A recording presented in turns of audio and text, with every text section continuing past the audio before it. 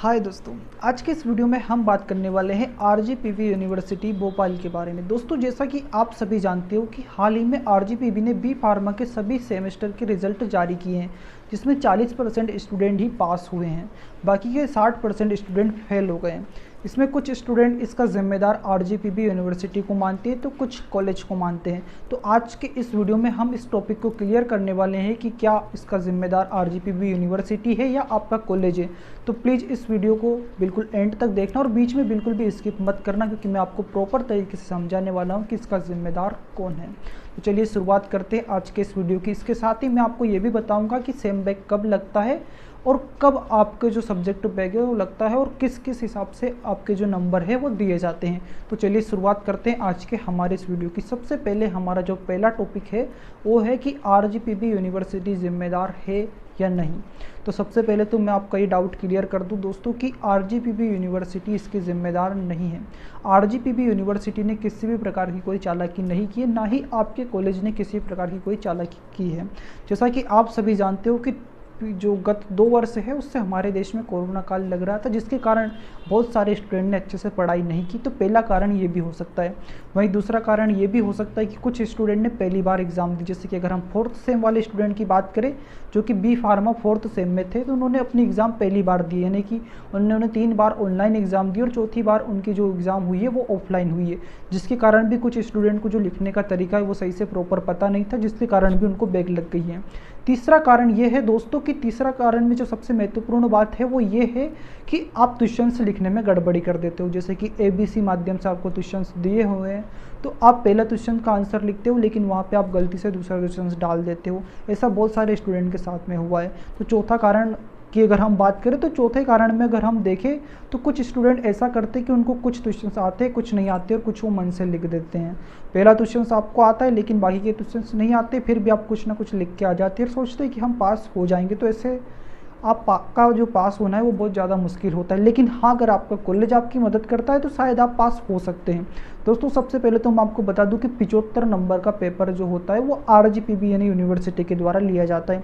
बाकी का जो 25% यानी 25 नंबर बच रहे हैं वो कॉलेज के थ्रू नंबर दिए जाते हैं। कॉलेज के थ्रू आपको नंबर कैसे मिलते हैं? तो आपके पास में जो असाइनमेंट बनवाए जाते हैं तो 10 नंबर असाइनमेंट के होते हैं। बाकी जो 15 नंबर बचे हुए हैं उस 15 नंबर में सेशनल के नंबर आते हैं, यानी कि आपने जो सेशनल में नंबर लाए हैं उस हिसाब से आपको बाकी के 15 नंबर में कुछ भी आउट यानी दोनों आपकी सेशनल एग्ज़ाम होती है उसके जो परसेंटेज है उस हिसाब से आपको नंबर मिलते हैं। इसके साथ ही दोस्तों इन्हीं 25 नंबर में से जो एडिशनल नंबर होते हैं, यानी कि इसी 25 नंबर के अंदर वो नंबर भी आते हैं, वो आते हैं आपके बिहेवियर के और आपके कॉलेज में कैसे क्या रेंज है, आप रेगुलर आ रहे हो या नहीं आ रहे हो, उस आधार पे भी आपको नंबर दिए जाते हैं। अगर आप रेगुलर कॉलेज जा रहे होंगे तो आसानी से आपके कॉलेज ने आपको 20 नंबर तो दिए ही होंगे लगभग, या 25 में से आपको अगर 10 नंबर भी दिए हैं तो आप आसानी से पास हो जाते हैं। क्योंकि दोस्तों जो आरजीपीवी यूनिवर्सिटी है उसका रूल यही है कि आपको 50 नंबर लाने हैं। अगर आपके कॉलेज ने आपको 25 नंबर दे दिए हैं तो जो मेन यूनिवर्सिटी के एग्ज़ाम है उसमें आपको सिर्फ 25 नंबर लाने हैं। अगर आप 25 नंबर ले आते हैं तो आप पास हो जाओगे।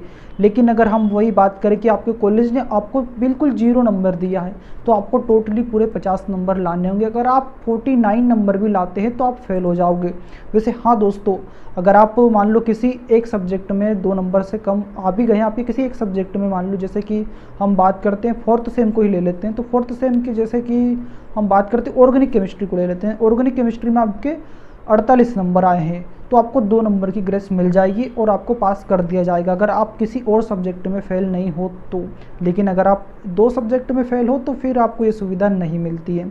इसके साथ ही दोस्तों अब हमारा दूसरा टॉपिक आता है कि जो इंसान मतलब जो स्टूडेंट है वो फेल कब हो जाता है या सेम बैक कब लग जाता है। तो सेम बैक लगने का मेन कारण ये है दोस्तों कि जैसे कि आपके 10 सब्जेक्ट हैं, मान लो जैसे कि आपके 5 सब्जेक्ट हैं और बाकी के 4 प्रैक्टिकल हैं, टोटली 9 सब्जेक्ट हो गए हैं।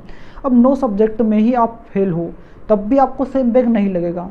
ये पहले ऐसा रूल था कि 4th सेम में आपको पूरे क्लियर करने होते थे, लेकिन अब ये रूल हटा दिया गया। यानी कि आपने अगर एग्ज़ाम दी और आप उसमें पूरी तरीके से फेल हो गए, प्रैक्टिकल एग्ज़ाम में भी आप फेल और मेन एग्ज़ाम में भी आप फेल हो गए, फिर भी आपको चांस मिलते हैं और आपका सेम बैक नहीं लगता है।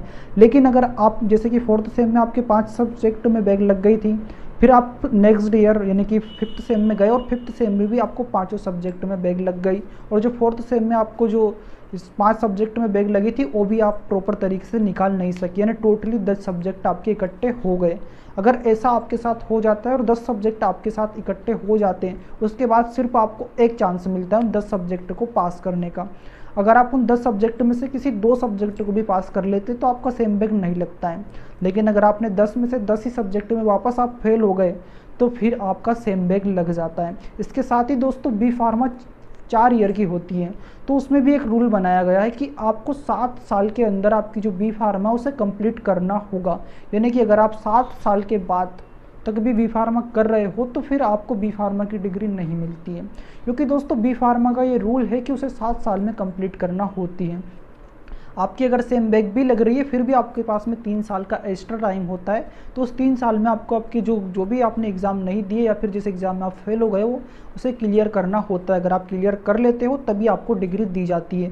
इसके साथ ही दोस्तों सब्जेक्ट बैक कब लगती है, तो सब्जेक्ट बैक का रीज़न तो मैंने आपको पहले बताया ही है, फिर भी एक बार और शॉर्ट में मैं आपको बता दूं कि अगर आप रेगुलर कॉलेज नहीं जाते हो और आपका कॉलेज में अच्छा बिहेवियर नहीं है, टीचर से अच्छी नहीं बनती, वो भी बहुत मायने रखता है। क्योंकि बहुत सारे स्टूडेंट ऐसे होते हैं कि टीचर से कुछ लड़ाई झगड़ा कर लेते हैं और मिसबिहेव करते हैं, जिसके कारण भी बहुत सारे स्टूडेंट फेल हो जाते हैं। लेकिन आप बिल्कुल भी ऐसा ना करें, प्रॉपर तरीके से रेगुलर कॉलेज जाएं। वैसा देखा जाता है दोस्तों कि मेडिकल कॉलेज में 75% अटेंडेंस ज़रूरी होती है। अगर आप आपके कॉलेज में रेगुलर जाओगे तो आपको उससे बहुत ज़्यादा फ़ायदा होगा। और साथ ही बी फार्मा के सब्जेक्ट इतने ज़्यादा टफ भी नहीं होते हैं। अगर आप रेगुलर कॉलेज जाओगे तो आप प्रॉपर तरीके से अगर पढ़ाई करते हो, वहाँ पे जो आपको टीचर के द्वारा बताया जाता है उसे घर पे आके एक बार रिवाइज करते हो तो आप आसानी से पास हो जाते हो बिना किसी टेंशन के। लेकिन अगर आप ऐसा नहीं करते हो और लास्ट में पढ़ाई करते हो तो उसके बावजूद भी आपके पास में एक चांस होता है कि आप पास हो सकते हो। दोस्तों आप एक पिछले ईयर के जो पेपर होते हैं उनको निकाल कर अगर उनको भी स्टडी करें तब भी आप पास हो सकते हो। यानी कि पिछले 4 ईयर के कोर्स 4 ईयर के जो पेपर है वो आप निकाल लीजिए और उनको पूरे तरीके से प्रॉपर तरीके से पढ़ लीजिए। अगर आपने उनको प्रॉपर तरीके से पढ़ा तो आप उनके दम पर भी पास हो सकते हो। दोस्तों आपको नंबर कैसे लाना है और कैसे कॉपी में लिखना है इसके ऊपर भी मैंने एक वीडियो बना रखा है, आप वो देख लेना, उसके बाद आपके सारे डाउट्स क्लियर हो जाएंगे। इसके साथ ही दोस्तों मैं आपको बता दूं कि RGPV यूनिवर्सिटी है उसमें सिर्फ कॉपी भरने के नंबर नहीं मिलते हैं, आपको प्रॉपर तरीके से एग्जैक्ट लिखना होगा तभी जाकर आपको नंबर मिलते हैं।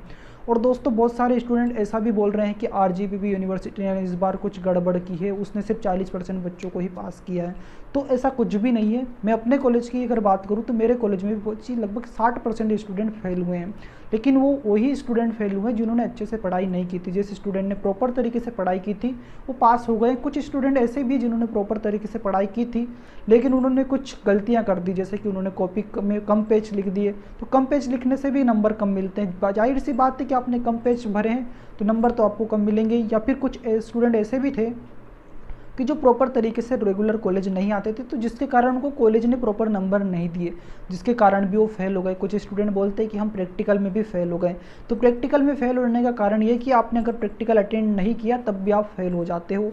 या फिर आपसे एक्सटर्नल ने कोई क्वेश्चन पूछा और आपने उसका प्रॉपर तरीके से जवाब नहीं दिया तब भी आप इस कंडीशन में भी आप फेल हो जाते हो।